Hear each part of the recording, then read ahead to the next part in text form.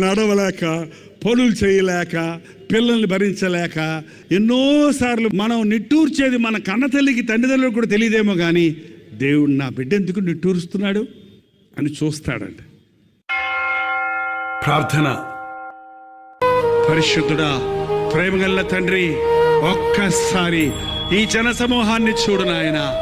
ఏ గుండెల్లో నుంచి ఏ మూలుగు నీ సన్నిధికి చేరుతుందో చూసి విడిపించు నాయన. ఏ నిట్టూర్పులు చూసి విడిపించు దేవా, బాధలు చూసి విడిపించు నాయన. మా బ్రతుకుల్లో ఎంతో బాధ ఉందయ్యా, ఎన్నో కష్టాలు ఉన్నాయ్యా, ఎన్నో రకాలైన ఇబ్బందుల్లో ఉన్నాయ్యా.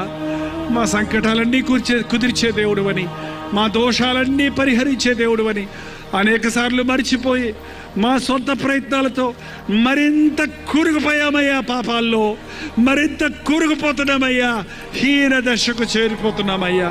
ఈ రాత్రి మమ్మల్ని లేవనెత్తునాయన. మా బ్రతుకులు నీ చేతుల్లో పెట్టుకుంటున్నాం. ఇక్కడున్న ప్రతి ఒక్కరిని నీ చేతుల్లో పెడుతున్నామయ్యా. నీకు ఇష్టలుగా వాడుకో నాయన, నీ సాక్షులుగా చేసుకో ప్రభువా.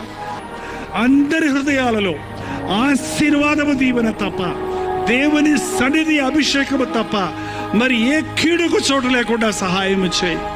నీ చిత్తమైతే, నీ రాకడ ఆలస్యమైతే మరలా ఈ లోకంలో మేము కలుసుకున్నట్లుగా, లేక నీ రాజ్యములో నిరంతరము నీతో పాటు జీవించే భాగ్యాన్ని మాకందరికి నీ అనుగ్రహించమని యేసు క్రీస్తు నామములో అడుగుచున్నాము తండ్రి.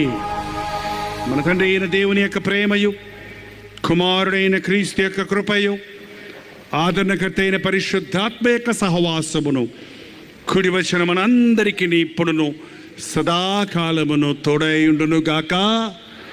ఆమేన్, ఆమేన్, ఆమేన్.